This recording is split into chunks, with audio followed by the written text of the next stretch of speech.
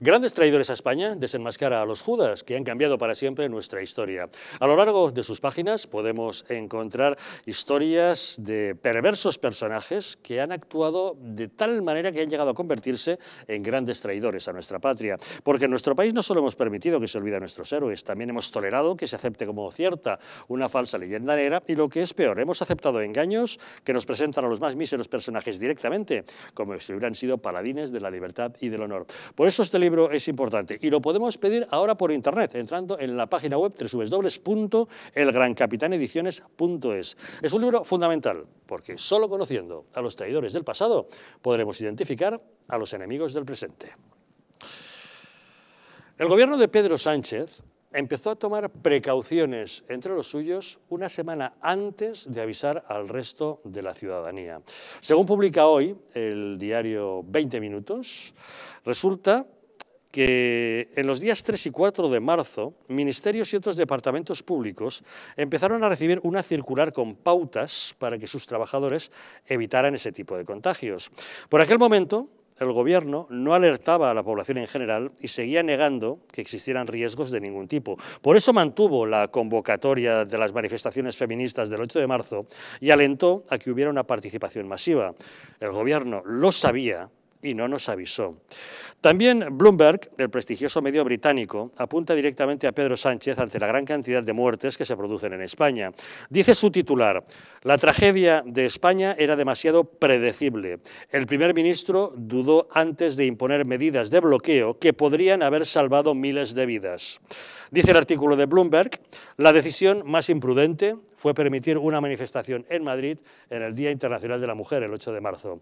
Más de 120.000 personas salieron a las calles a pesar de que en España ya había más de 500 casos confirmados. Hoy, la ministra portavoz, María Jesús Montero, preguntada acerca de si deberían haber actuado antes, se ha limitado a decir que la pandemia se presentó de manera repentina.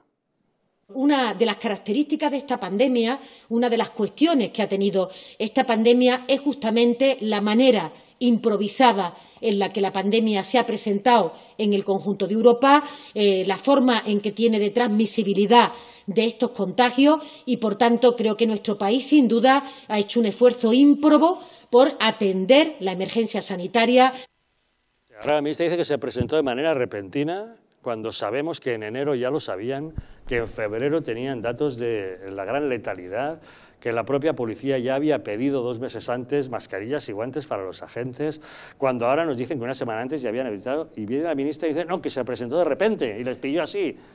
Yo, la verdad... Eso que es mentira tras mentira tras mentira. Me estaba acordando porque la rueda de prensa ha sido hoy a la hora de la comida y casi me atraganto cuando escuché eso de la pandemia apareció de forma improvisada. Me digo, primero, nosotros sabíamos lo que estaba ocurriendo en Italia y desde mucho antes sabíamos lo que estaba pasando en China. Yo no sé si una pandemia... Y teníamos ya 500 casos en España. Yo no sé si una pandemia se improvisa o no, pero una pandemia uno se tiene que preparar cuando escucha que está ocurriendo algo en los países del entorno y tiene que comprar todos los medios necesarios, esos medios que seguimos demandando semanas después. Es decir, aquí, cuando yo digo siempre que va a haber que pedir y exigir responsabilidades cuando pase el pico, ¿no? Cuando superemos esta crisis sanitaria, es para primero poner negro sobre blanco a la información que tenía el gobierno, porque es tremendo que si el 3-4 de marzo tenían información de que hay que tomar medidas, es obvio que entre esas medidas no está el permitir manifestaciones como la del 8 de marzo o tampoco permitir mítines políticos como el que hizo Vox en Vistalegre o, ya que el señor Ábalos quiere que le recordemos las fallas de Valencia, pues la mascletá en la que estuvo el señor Ábalos tampoco se tendría que haber permitido. Es decir, ¿qué información tenían los dirigentes políticos antes de que se produjeran esos eventos y qué hicieron para o no impedirlos o impedirlos? Obviamente no los impidieron, con lo cual supongo que no tendrían información suficiente, pero todo lo que apunta día a día es que tenían datos más que suficientes sobre la mesa. A mí me preocupa si las decisiones se han tomado con criterios políticos, ideológicos, antes que criterios técnicos y sanitarios. Y esa responsabilidad va a haber que recordársela a los españoles, porque yo sé que va a haber un momento de júbilo y alegría de toda la sociedad española, porque así somos cuando se levante el confinamiento y todos podamos salir a la calle, aunque sea de forma gradual y aunque sean levantando medidas y las últimas quizás sean abrir los bares. Pero todos nos alegraremos de haber superado la epidemia pese a los miles y miles de fallecidos. Pero cuando en ese momento salgamos todos a la calle, por favor, recordemos que hay que preguntar, ahí, en ese momento exacto, hay que preguntar al gobierno exactamente por qué no tomaron medidas anteriormente, porque parece ser que en la compra de material internacional hemos sido los últimos en ponernos en la cola para pedir mascarillas, termómetros, EPIs, todo lo necesario para luchar contra esta pandemia, porque si no, no me lo explico, como un país como España y miembro de la Unión Europea, a nosotros nos llega el material más tarde que a los demás. Entonces yo entiendo que habrá países que habrán empezado antes, con lo cual todo eso habrá que aclararlo el día de mañana. Y sobre todo porque ha habido, está claro, y aparte de lo que has dicho tú, Cristiano, hay un claro, es obvio además, que de las recomendaciones que tanto la OMS como la Unión Europea estaban dando de ya lo que estaban las circunstancias y de los infectados que había en España, es decir, se sabía perfectamente que todo ese material que se tenía que haber comprado, se tenía que haber hecho mucho antes, es decir, mucho antes, como otros países hicieron en su momento, que hicieron las compras a su debido momento y no como hemos visto y estamos constatando cómo se están haciendo actualmente. Con lo cual, es evidente que la negligencia por parte del Ejecutivo en adoptar las medidas necesarias para, como he dicho antes, no es responsable de la enfermedad, es responsable de no gestionar bien una enfermedad tan grave como la que tenemos, con lo cual se podrían haber evitado muchísimos contagios y se podrían haber evitado quizá muchas muertes, con lo cual esto en algún momento, como dice bien Cristiano, se tendrá que depurar realmente si en qué momento se tuvo que dar la información a la ciudadanía, que para ellos debemos ser como plebe, puesto que ellos sí que estaban avisados, ellos sí que tenían conocimiento de que este tipo de virus se transmite de una forma muy fácil y el contagio es interpersona pues eso, que tenías que tomar una serie de medidas necesarias de higiene y sobre todo de cercanía a la persona con la que estabas. Y la obviaron, dejaron celebrar los mítines, dejaron tal, con lo cual, evidentemente, el día de mañana, cuando todo esto pase, como bien dice Cristiano, pues habrá que poner los puntos sobre las sillas. No solo gestionaron tarde y mal, encima el gobierno de Pedro Sánchez nos engaña, está falseando las cifras de muertos que se producen en nuestro país. Ha dado órdenes a las comunidades autónomas para que solo contabilicen como víctimas del coronavirus a los fallecidos que previamente habían dado positivo en el test. A los demás, a los que mueren sin haberse hecho la prueba y no se les hace la autopsia, pues no se les incluye en la lista del COVID-19. Lo han denunciado en las funerarias, en las morgues y en las propias comunidades autónomas. Han reconocido que efectivamente han recibido esa instrucción. A los muertos no se les hace la autopsia y, por tanto, pueden estar muriendo de coronavirus, pero si no había un test que ratificara que efectivamente lo tenía, no forma parte de la lista. Es decir, que tenemos 13.000 muertos según números oficiales. ¿Cuántos más debemos tener realmente? Claro, la duda en todas las cifras, o sea, hablábamos anteriormente la cifra de contagiados, ¿no? Porque no sabemos exactamente cuántos hay en España. Contagiados oficialmente 140.000 en este momento. Claro, pero los positivos asintomáticos pueden ser millones. Pueden ser el doble o más, yo qué sé. Y eso pues puede tener un pase, porque no tenemos los test rápidos y tal. Lo que la gente no se explica es por qué existe personas que hayan fallecido y no se le ha podido hacer el test para comprobar si esas personas han muerto del COVID-19 o no. Y eso es muy duro, porque ya es triste el trámite que tienen que pasar ahora mismo los familiares sin poder velar a los muertos, sin poder despedirse. Muchos no pueden ni siquiera estar en los entierros porque están limitados el número de personas que pueden acudir. Pues ni siquiera tener la garantía o el saber exactamente qué ha ocurrido con tu familiar que ha fallecido, si ha sido o no por culpa de esta epidemia, me parece lo mínimo de un país desarrollado el poder confirmarlo.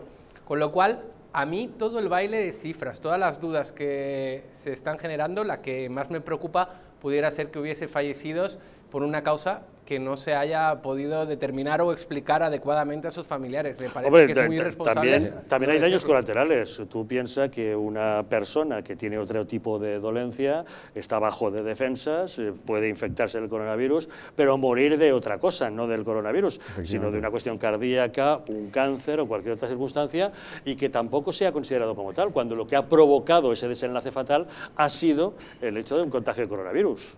Estoy de acuerdo, efectivamente hay múltiples factores, pero debería haber un protocolo común. Y cuando digo común ya no me refiero solo a España. A mí me parece que este tema es suficientemente relevante como para que la propia Unión Europea fijara cuáles son las medidas y la forma de contabilizar tanto los fallecidos como los contagiados, para que no sea arbitrario de cada país o la aberración que podemos tener en nuestro país, que las cosas cambien según la comunidad autónoma de turno a la que vayas.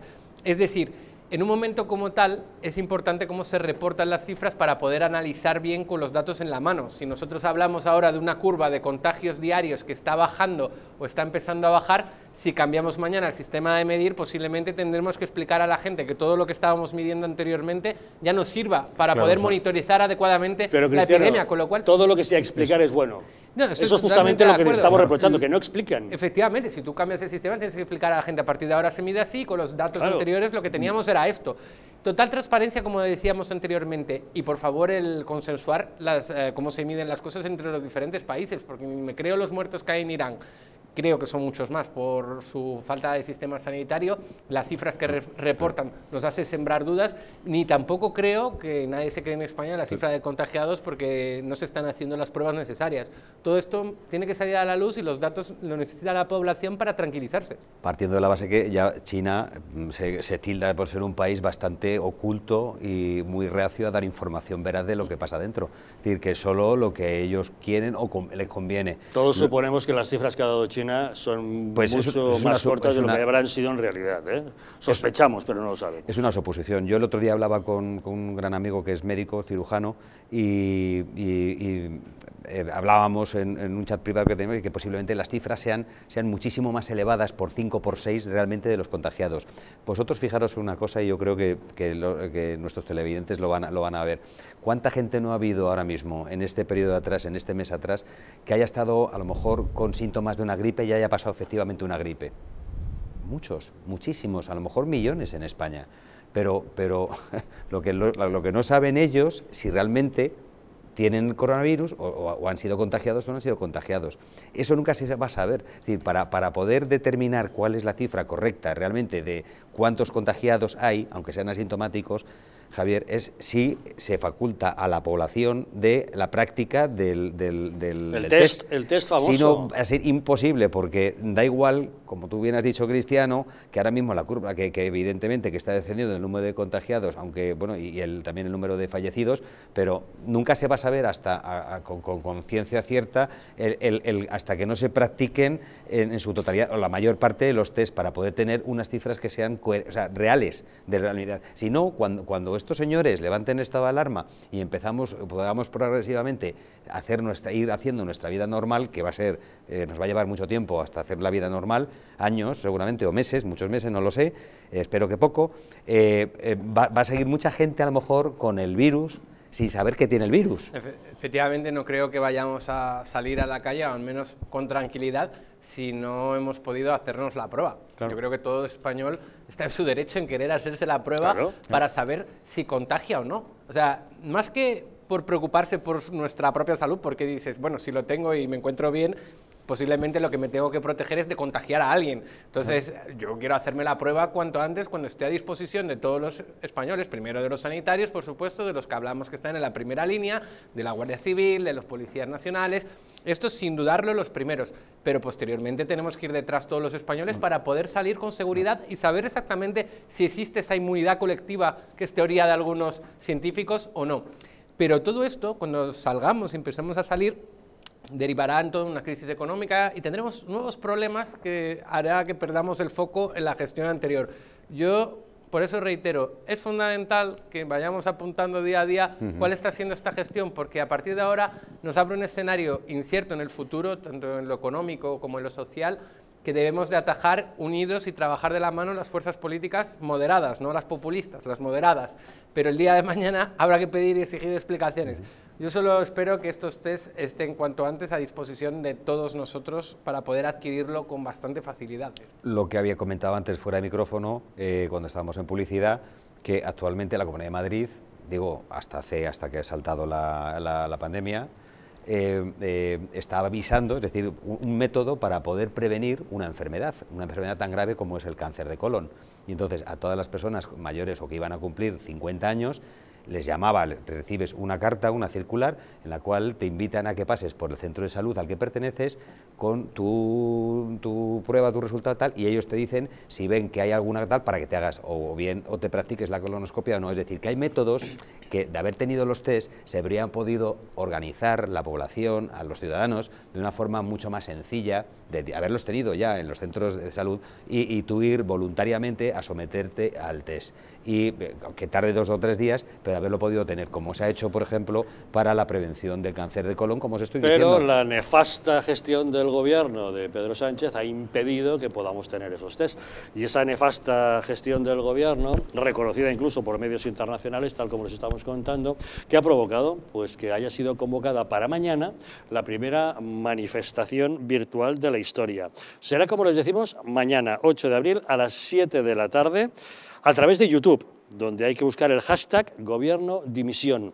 Es cuestión de entrar en YouTube, buscar el hashtag Gobierno Dimisión y ver en qué consiste esto de una manifestación virtual. Pero bueno, será la primera protesta en un momento en que la gente no puede salir a la calle a manifestarse. No sé en qué se va a traducir esto.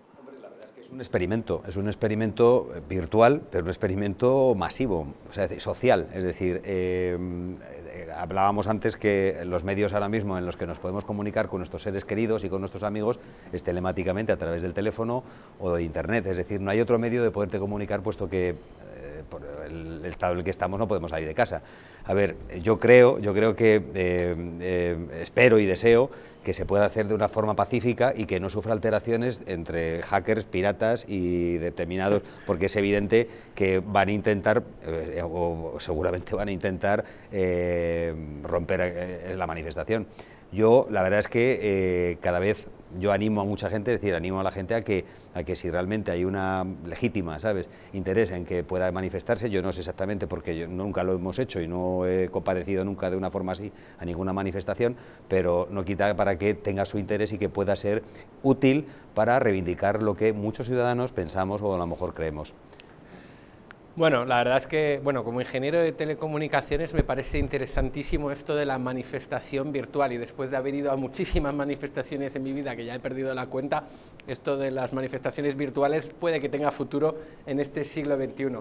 Pero es verdad que yo no estoy de acuerdo que ahora mismo haya una dimisión o una caída en bloque del gobierno de España, porque me gustaría que hubiese un cambio de gobierno controlado hacia posturas más moderadas, es decir, que el propio Pedro Sánchez se diera cuenta quiénes son sus compañeros de viaje en la bancada de Unidas Podemos, quiénes son los que le han llevado a ser presidente del gobierno, que son independentistas y proetarras en manos de H. Bildu, y él se diera cuenta que para dar la estabilidad que España necesita tiene que mirar hacia Ciudadanos y hacia el Partido Popular y a partidos moderados que le van a dar estabilidad parlamentaria para todas las medidas estructurales y reformas que necesita nuestro país, que se tienen que poner en marcha desde ya para superar la crisis que va a provocar el coronavirus, esa crisis tanto social como económica tan brutal que tendremos en las puertas el día de mañana. Bueno, ya la estamos viviendo con los 800.000 empleos que en cierto modo se han destruido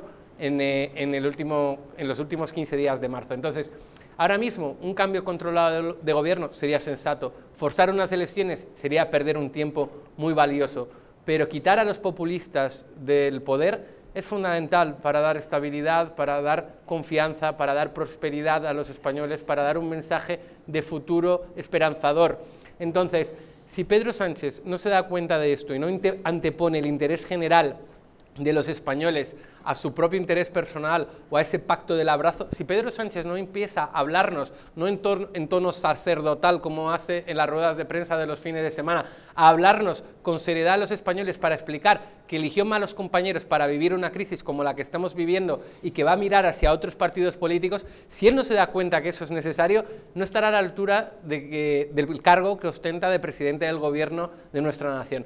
Con lo cual, ya digo, si esta manifestación es única y exclusivamente para exigir el gobierno de dimisión, pues mira, yo no estaré en esta primera manifestación virtual. Espero que en alguna de las siguientes manifestaciones virtuales pueda vivir esa experiencia. Ahora mismo para mí es responsable que Sánchez pero cambie si de es rumbo. para poner de manifiesto el enfado de la gente ante la nefasta gestión del gobierno, vale, puede que no estén pidiendo la dimisión ahora, como tú dices, la famosa frase de no cambiar de caballo en mitad del río, ¿no? Vale, bien, pero cuando pasemos este río, igual hay que exigir responsabilidades, dimisiones, eso sin lugar a dudas. porque lo que está claro es que da la impresión de que la población se ha dado cuenta de que la gestión de Pedro Sánchez ha sido nefasta. En fin, ya saben que desde que se inició toda esta crisis, todos los días procuramos interesarnos por determinados sectores para saber cómo están llevando el tema de la cuarentena, del confinamiento y ese tipo de cosas. Hoy nos queremos preocupar de aquellos padres que están separados o divorciados, pero tienen hijos, custodia compartida, régimen de visitas. ¿Cómo lo hacen en estas circunstancias? Una pequeña pausa y les contamos.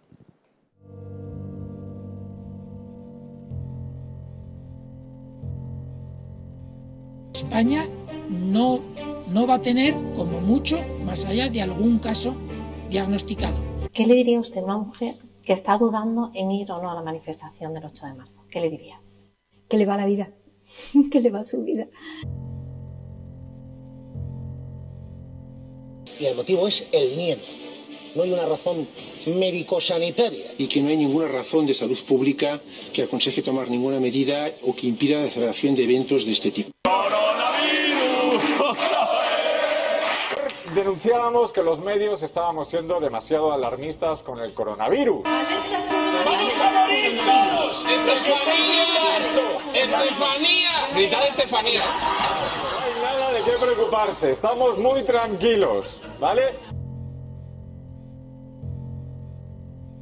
El gobierno estaba perfectamente al corriente de los datos que tiene ahora desde el pasado día 4, pero no quiso tomar medidas justamente para no deslucir esa manifestación.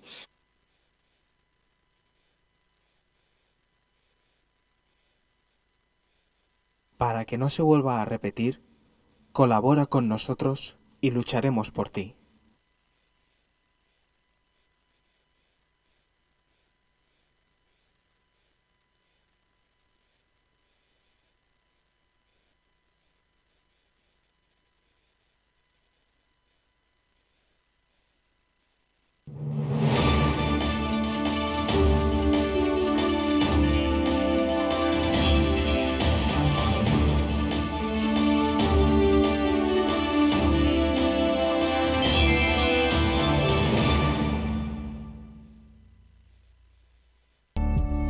El cuidado de la flora intestinal es esencial para el bienestar digestivo, el metabolismo y el sistema inmunitario. La combinación de prebióticos y probióticos de Symbioline Megaflora, con 2 mezclas estandarizadas de LA5 y BB12, aporta más de 35 billones de microorganismos vivos. Y la vitamina B6 contribuye al metabolismo energético normal. Symbioline Megaflora, de Mundo Natural. ¿Está hundido tu colchón? ¿Estás cansado de tu viejo sofá? Ven a Muebles Adama, te fabricamos tu sofá o tu colchón a medida. Y no se te olvide preguntar por el dormitorio juvenil de tus hijos. Recuerda que tenemos descuentos especiales en muebles de salón. Estamos en la calle General Ricardos 190, Metro Oporto. Teléfono 91 525 2941 y en www.mueblesadama.com. El estrés, la ansiedad y un ritmo acelerado de vida influyen de forma directa en la calidad de nuestro sueño. Calm Plus, de Mundo Natural, es una combinación de aminoácidos esenciales como el L-triptófano, precursor de la serotonina, y la vitamina B6, que contribuye al funcionamiento normal del sistema nervioso y a disminuir el cansancio y la fatiga. Vive con tranquilidad. Calm Plus, de Mundo Natural. ¿Llegan ustedes a fin de mes? ¿Tienen algún problema económico que les plantee dificultades? Si es así, en Préstamos Madrid tenemos la solución a sus problemas. Con más de 1 millón de microcréditos concedidos, hemos solventado las dificultades económicas de miles de españoles como usted. En www.prestamos-mediomadrid.com resolvemos sus preocupaciones de liquidez con la ventaja de tener un descuento del 50% sobre los intereses para todos los telespectadores de Los Intocables. Tan solo tienen que registrarse en la página web www.prestamos-mediomadrid.com y conseguirá hasta 600 euros, sin sorpresas, sin esperas. Recuerda Recuerde, regístrese en www.prestamos-mediomadrid.com y solo si te identificas como seguidor de los Intocables obtendrás un descuento del 50% sobre los intereses. En Alurin Clinic la medicina se convierte en cuidado y belleza gracias a nuestros expertos médicos estéticos y cirujanos plásticos. Escuchamos al paciente, diagnosticamos y ofrecemos las mejores soluciones médicas adecuadas para cada caso. Rejuvenecimiento facial, ojeras, labios y un largo etcétera se tratan con una amplia gama de técnicas novedosas y productos de primera calidad. Nuestra reciente unidad de cirugía estética también es capaz de cubrir tus necesidades quirúrgicas desde el primer momento o aportar ese plus cuando la medicina estética no llega. Consúltanos acerca de la pérdida de peso bajo control médico, porque realmente nuestros pacientes son especiales para nosotros. En Alurin Clinic encontrarás cómo llegar a tu mejor yo. Un auténtico templo de la cocina asturiana en la capital de España. Un restaurante para toda la familia y todo tipo de eventos, con salones privados y hasta una mesa imperial para 32 comensales. La tradicional fabada, las faves con almejas, sus espectaculares verdinas, esas pequeñas alubias de color verde esmeralda tan suaves al paladar, el impresionante cachopo o el pote asturiano. Pero también los mejores pescados, como la merluza a la sidra con manzana y almejas o el salmón del Sella a la parrilla. Las mejores carnes y de postre, el arroz con leche con su costra de caramelo o los frijuelos rellenos de crema sobre salsa de chocolate caliente. Y como aperitivo, ese bollito horneado relleno de chorizo asturiano.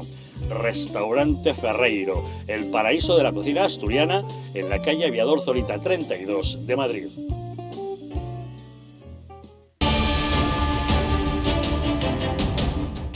¿Estamos en un auténtico Estado democrático o estamos en una partitocracia? Porque este programa se hace para ustedes.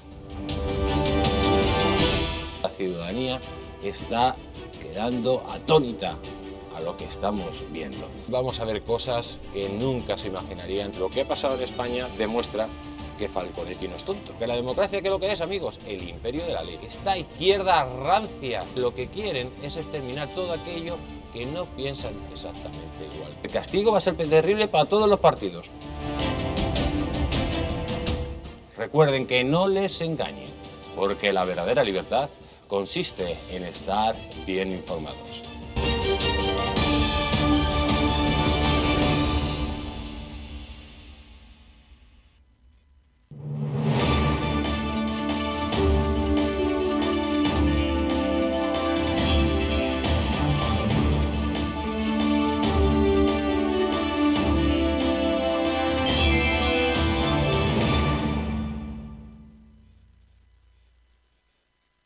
Estos días, en los que nos encontramos recluidos en nuestros domicilios, estamos inmersos en un montón de tareas, que si los niños, que si los deberes, que si las labores caseras, que si la compra, muchísimas obligaciones que nos pueden estresar o incluso en la situación actual afectar al sueño. Por eso hoy te presentamos Calm Plus de Mundo Natural, un complemento a base de 2 aminoácidos esenciales como L-triptófano y L-treonina y una sustancia activa como L-teanina, una combinación que Calm Plus complementa con nutrientes como la nicotinamida y la piridoxina, que contribuyen al funcionamiento normal del sistema nervioso y la función psicológica normal, que además ayuda a disminuir el cansancio y la fatiga y mejora nuestro estado de ánimo.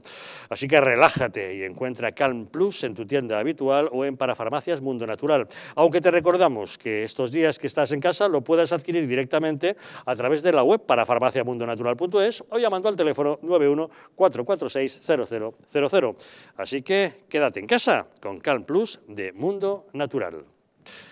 Y en estos días en los que nos encontramos en esta situación tan curiosa de estado de alarma, ya saben que nos vamos interesando por diversos sectores y diversas iniciativas. Ahora enseguida, dentro de unos minutos, les hablaremos de Resistentes, una iniciativa de gestión de personas para ayudar a sacar adelante a las empresas que en estos momentos están en grave peligro. Pero antes vamos a ocuparnos también de otro colectivo que está en una situación realmente curiosa. ¿Qué pasa con los padres separados o divorciados y que tienen hijos? Hijos, pues ya saben, que en custodia compartida, guardia, que tienen que mantener el turno de las visitas. ¿En qué circunstancias pueden hacer este tipo de cosas? Tenemos comunicación con la abogada Adriana Delgado, a ver si ella es capaz de sacarnos de dudas. Adriana, muy buenas noches. Buenas noches, Javier. Cuéntanos, en estas circunstancias en las que nos encontramos de estado de alarma, por interés general, ¿se pueden negar las entregas de menores en las visitas? No, porque precisamente el Real Decreto contempla como una de las excepciones transitar por la vía pública para el cuidado de los menores, es decir, que los padres pueden cumplir el régimen de visitas entregando y recogiendo a los menores, además de que las resoluciones judiciales tienen que cumplirse. Pero, Adriana, cuéntanos, ¿qué es lo que prima? ¿La salud de los menores o el riesgo de contagio o esa capacidad de poder realizar las visitas tal como están estipuladas? Aunque prevalezca, Javier, el interés superior del menor respecto a otros derechos, esto no implica que se pueda incumplir de forma automática con el régimen de visitas. Es decir, es completamente compatible el cumplimiento del régimen de visitas con el interés superior del menor, el cual también tiene derecho a relacionarse con ambos padres. Y en el caso de que se denuncie incumplimiento por parte de algunos de los progenitores, ¿de qué manera se puede garantizar la salud de los niños? Si hay incumplimiento por parte de alguno de los progenitores, se puede instar la ejecución de la resolución judicial. Esto es así si ese incumplimiento no está justificado, es decir, que, por ejemplo, no haya constancia fehaciente de riesgo de contagio para el niño. Voy a ponerte un ejemplo. A ver, Adriana, imagínate que yo soy padre que no estoy cumpliendo las normativas sanitarias, las precauciones adecuadas y, por tanto, podría ser un peligro de contagio. Pero anuncio que voy a ir el próximo fin de semana a buscar al niño. ¿Qué pasa? En este caso, en el que sí que hay constancia de que existe un riesgo de contagio para el menor, el progenitor o el padre que no quiera realizar la entrega del niño puede negarse a la misma, pero paralelamente debe presentar una solicitud en el juzgado conforme al artículo 158 del Código Civil para que se pronuncie al respecto. Oye, y una curiosidad, si resulta que el juez había determinado que la entrega de los niños se realizaba en el colegio, ¿qué pasa ahora que los colegios están cerrados? Si habitualmente se hacía la entrega y la recogida del menor en la puerta del colegio, incluso aunque fuera periodo no lectivo, puede mantenerse. No obstante, lo lógico es que se aproxime al menor al domicilio del otro progenitor. Un criterio que se puede utilizar es el lugar que esté estipulado para el periodo vacacional. Supongamos que uno de los progenitores acepta no ver a su hijo durante todo este periodo. ¿De qué manera se puede después compensar el hecho de que uno de ellos lo haya tenido más tiempo que el establecido? Respecto a la compensación, si hay acuerdo no va a haber problema porque va a prevalecer este acuerdo de los progenitores. Otra cosa es cuando tengan que decidir los tribunales o el juzgado, porque probablemente habrá criterios discordantes respecto a si procede o no esta compensación. Ahora bien, en caso de que proceda, pues lo que se puede hacer, por ejemplo, es adicionar días a los fines de semana o, por ejemplo, a los periodos vacacionales. Vale. He ido a recoger a los niños, ya los tengo. ¿Y ahora dónde los llevo? Los parques están cerrados, los espacios públicos están cerrados. ¿Qué hago con estos niños? Efectivamente, ahora mismo los espacios públicos, las vías públicas están vedadas porque con el estado de alarma han cambiado nuestros hábitos y los menores solamente pueden transitar acompañados de adultos para regresar y para ir a sus respectivos hogares. No obstante, el Gobierno está estudiando suavizar las medidas decretadas al respecto, cuando los niños son muy pequeños. Oye, Adriana, ¿y se puede exigir un contacto vía Skype o vía videoconferencia, como estamos haciendo tú y yo ahora? Lo lógico es que el progenitor que ostente la custodia garantice al otro padre que tenga el mayor contacto posible con el niño, porque de otra manera se le está perjudicando o se le está dañando de forma irrazonable. ¿Y qué pasa con las visitas a los abuelos? Porque además sabemos ahora que son la población de mayor riesgo, nuestros mayores. Respecto a los abuelos, si las medidas están decretadas judicialmente, lo lógico o lo normal es que se sigan cumpliendo conforme a lo que está estipulado en el convenio o en la resolución judicial. No obstante, si existe riesgo o se implica que el menor se tenga que desplazar de la localidad o del municipio en el que tenga su residencia, dado lo decretado por las autoridades sanitarias, se puede suspender temporalmente, independientemente de que más adelante se compense. ¿Qué pasa cuando los padres se han venido rigiendo por pactos verbales y uno de ellos, generalmente es que el que está ejerciendo la custodia, decide dejar de cumplir esos pactos verbales? Si el padre que ejerce la custodia decide incumplir y no entregar al menor, y esto lo hace de una forma ilógica y sin razón, es decir, que no existe un motivo justificado, el otro progenitor lo que puede hacer es acudir de nuevo a la vía del artículo 158 del Código Civil e instar que el juzgado tribunal se pronuncie al respecto, porque aunque las actuaciones judiciales están temporalmente suspendidas, es una actuación de carácter urgente y por tanto sí procede. ¿Y qué es lo que ocurre cuando con custodia compartida es el niño el que se niega a volver al domicilio que le correspondería? Pues los niños, los menores, no pueden ir en contra de las decisiones de sus padres ni mucho menos en contra de una resolución judicial. Se puede recabar auxilio de la autoridad, incluso en un momento dado se puede hacer una llamada a la policía y recabar su presencia y puede ser efectivo para el niño. Un último detalle, Adriana, con esta situación del coronavirus, ¿puedo argumentar eso para dejar de pagar o reducir la pensión alimenticia que le tengo que pasar a mi ex? No, hay que seguir pagando la pensión de alimentos, incluso la pensión compensatoria, independientemente de que cuando se levante el estado de alarma, si ha habido un cambio sustancial de las circunstancias, pues porque el progenitor que tiene que realizar el pago pues ha perdido su empleo o está en curso en un ERTE o la empresa pues ha reducido considerablemente sus ingresos en caso de que sea empresario, pues procedería a instar una modificación ante el juzgado o tribunal. Bueno, pues son la serie de preguntas que surgen con el tema de los padres separados o divorciados, con hijos, custodia compartida, régimen de visitas. Adriana Delgado, abogada, muchísimas gracias por habernos aclarado todas estas dudas. A vosotros, buenas noches. Hasta luego, buenas noches. Bueno, hay que interesarse por todos los casos, incluso esto, todo altera la vida de todos, la situación actual. A mí me ha parecido tremendamente útil la información que ha dado Adriana. Yo sé que, o imagino que en la mayoría de los casos imperará el sentido común, que los padres que de común acuerdo busquen cuál es el mejor sitio para que el niño pase la cuarentena, pueda hacer los deberes y esté lo mejor posible en seguridad por su salud y por la de sus familiares, pero es verdad que no en todos los casos la situación es así y hay que acudir a la ley, con lo cual la información que nos ha dado la señora Delgado me parece bastante interesante. Aquí supongo los abogados conocéis más el tema. No, simplemente iba a apuntar que el viernes pasado se reunió la Comisión Permanente del Consejo General del Poder Judicial para determinar exactamente o regular esta situación anómala.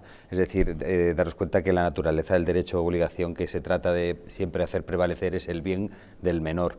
Entonces, con lo cual, como muy acertadamente ha dicho la compañera, pues hombre, se establece que lo mejor es el consenso entre las partes, siempre. Pero en este caso yo no soy experto en tema de derecho de familia, pero sí que de alguna forma, en última medida, tendrá que ser el juez el que determine la obligatoriedad, lógicamente, del cumplimiento cumplimiento de la resolución.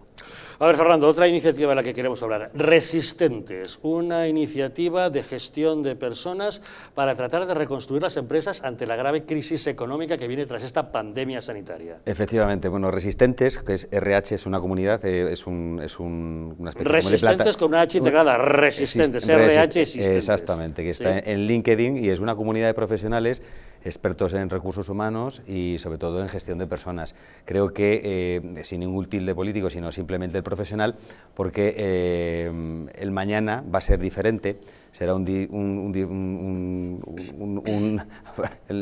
nivel empresarial, lógicamente tendremos otra estructura completamente diferente y otra forma de trabajo, y lo que se busca en esta comunidad es de aportar nuestro granito de arena en la medida que nosotros podamos hacer para que de alguna forma el día de mañana haya un colchón más liviano a la hora de soportar todo lo que nos va a venir encima, y por eso se ha creado este tipo de iniciativa, y que, bueno, pues que invito a la gente, profesionales que puedan profesionales para que se sumen a Resistentes, y gente a la que le pueda interesar. No, sobre todo profesionales que se encargan de gestión de personas, es decir, sobre todo profesionales que o bien están vinculados a los departamentos de personal y de recursos humanos, abogados o psicólogos, o en fin, dependientes, que estén vinculados a la gestión de las personas en la organización, en la empresa.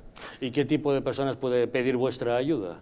Yo creo que cualquiera, me imagino que en el momento que ya se ha constituido, y lo que nosotros tratamos de hacer es, como he dicho antes, aportar un granito de arena de tal forma de tratar de mejorar el día de mañana, que va a ser distinto, aunque nosotros no queramos, en cuanto a la organización, en cuanto a la forma mismamente de trabajo. Estaremos cerca de mi compañero, del que siempre he estado codo con codo, incluso tirándome cosas y gastándome bromas, o estaré a 2 metros de distancia como estamos ahora mismo. Es decir, una serie de cosas que van a afectar directamente a las personas que forman parte de una organización o de una empresa, con lo cual todo lo que podamos intentar mejorar para que eso sea más liviano a la hora de ejercer de ejercer las personas su puesto de trabajo, pues mucho mejor. Y con esa iniciativa se creó. Pues ya lo saben, Resistentes, con RH Existentes, Resistentes en LinkedIn, ese colectivo para gestionar personas tras este momento de grave crisis económica que viene tras la pandemia. Y otra iniciativa, ya saben ustedes que la Asociación de Consumidores, existe una asociación de consumidores que se ha querellado contra Fernando Simón por supuesto homicidio imprudente. Se trata de la Asociación de Consumidores y Usuarios José María Mena, que ha presentado ante los juzgados madrileños una querella contra el director del Centro de Coordinación de Alertas y Emergencias Sanitarias del Ministerio de Sanidad, que es el famoso Fernando Simón, ahí le tienen en sus imágenes, también contra la directora general de Salud Pública, Pilar Aparicio, y también contra el secretario general de Sanidad y Consumo del Ministerio de Sanidad, Faustino Blanco. Contra estas 3 personas se ha presentado esta querella por supuestos delitos de homicidios y lesiones por imprudencia por su gestión durante la crisis del coronavirus. El director de la Asociación de Consumidores y Usuarios, José María Mena, el abogado José Luis Escobar, quiere sentar a Fernando Simón en el banquillo como acusado y llamar como testigo al propio Pedro Sánchez. Si Fernando Simón informó al gobierno previamente de todos los datos que le estaba recibiendo, el gobierno es responsable de homicidio por imprudencia punible. Si no informó y lo ocultó, el responsable es él. Las personas que quieran unirse a la querella pueden informarse en el teléfono 644-226-049 o mediante el correo electrónico ocujosemariamena@gmail.com.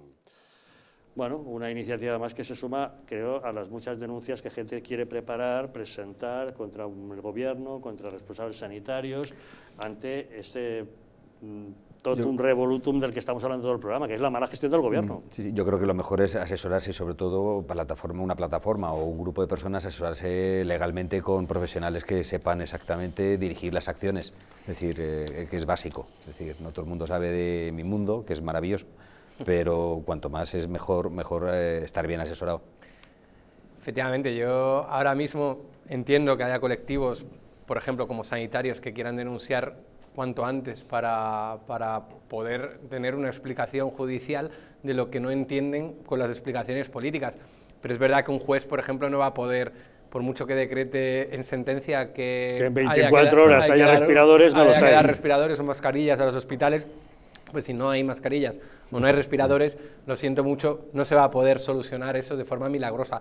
Lo que sí creo que va a haber un conjunto de querellas el día de mañana que se tendrán que agrupar de alguna manera para que los juzgados en España puedan tramitarlas, y ahí creo que incluso los partidos políticos que exigimos responsabilidades al gobierno tendremos que dar un paso al frente para exigir responsabilidades, incluso por todas las vías que sean necesarias, incluso las vías penales, llegada a la situación, con información suficiente para poder argumentarlo. Estoy totalmente de acuerdo con lo que decía Fernando, que hay que asesorarse, argumentar correctamente, presentar estas querellas bien fundadas, y el día de mañana vamos a tener mecanismos de control al gobierno potente para tener toda la información que necesitamos para poder, en caso de que se hayan cometido delitos, exigir esas responsabilidades en los juzgados. Yo entiendo que la gente lo esté haciendo ya, y entiendo sobre todo a los colectivos sanitarios, y creo que el día de mañana van a aumentar el número de denuncias. No sé cómo lo ve Fernando. Fernando es abogado especialista en responsabilidad civil. Claro, es que lo que iba a decir. Aquí estamos hablando de responsabilidades. Toda resolución judicial, sea o bien por auto o bien por una sentencia, lleva, en este caso, una pieza de responsabilidad civil adherida, ¿sabes? Que vaya aparte. Entonces, con lo cual, lógicamente, los que están afectados, lo primero que hay que hacer es asesorarse con alguien que sepa, que en eso sí que me dedico y a lo que yo dedico mi trabajo, es decir, es saber cuantificar el daño producido, es decir, que es evidente, que va aparte independientemente de la condena que le vayan a dictar, es decir, a las personas, por un lado que hayan, los imputados. tenemos el lado penal, claro, que condena de cárcel para responsables de algún tipo de delito, y por otro, la responsabilidad civil, habrá una que pieza puede de responsabilidad civil, indemnizaciones a personas afectadas. Exactamente, Fiscalía, el Ministerio Fiscal y la acusación particular tienen que formular en su momento procesal, pues tendrán que reclamar por los daños corporales que hayan sufrido. Claro que eso tiene que estar valorados o tienen que estar cuantificados. Normalmente se hace a través del forense adscrito al juzgado, siempre. Pero bueno, la reclamación también puede ponerse vía civil. En este caso es penal, porque lógicamente si deriva de un hecho penal, pues tiene que ser esa vía.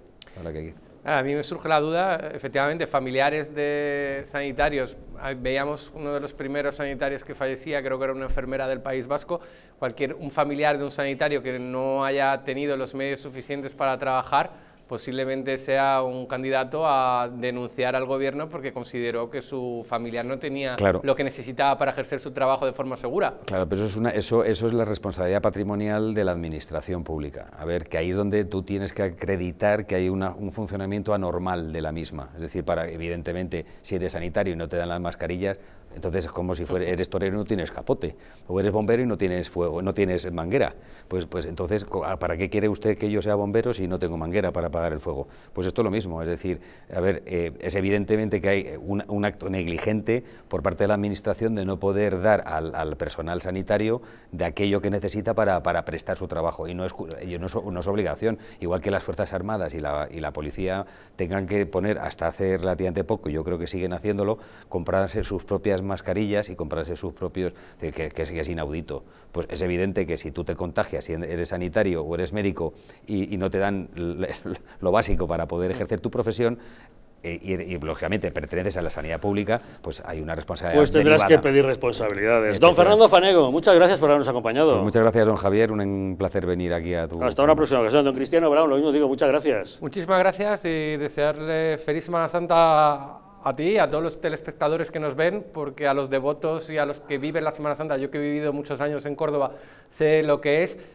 tener que pasarla en su casa actualmente será muy difícil, y que, bueno, los creyentes que recen al menos por la memoria de los fallecidos, para que se acuerden de ellos estos días de relax en nuestras casas, que vamos a estar todos.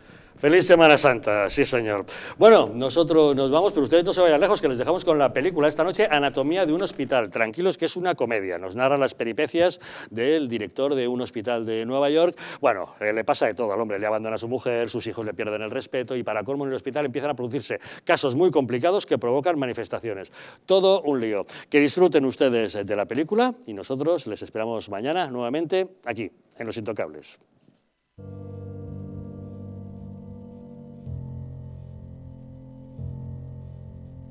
España no va a tener, como mucho, más allá de algún caso diagnosticado. ¿Qué le diría usted a una mujer que está dudando en ir o no a la manifestación del 8 de marzo? ¿Qué le diría? Que le va la vida, que le va su vida. Y el motivo es el miedo. No hay una razón médico-sanitaria. Y que no hay ninguna razón de salud pública que aconseje tomar ninguna medida o que impida la celebración de eventos de este tipo. Denunciábamos que los medios estábamos siendo demasiado alarmistas con el coronavirus. ¡Vamos a morir todos! ¡Estefanía! ¡Estefanía! Gritad Estefanía. No hay nada de qué preocuparse, estamos muy tranquilos, ¿vale? El gobierno estaba perfectamente al corriente de los datos que tiene ahora desde el pasado día 4, pero no quiso tomar medidas justamente para no deslucir esa manifestación.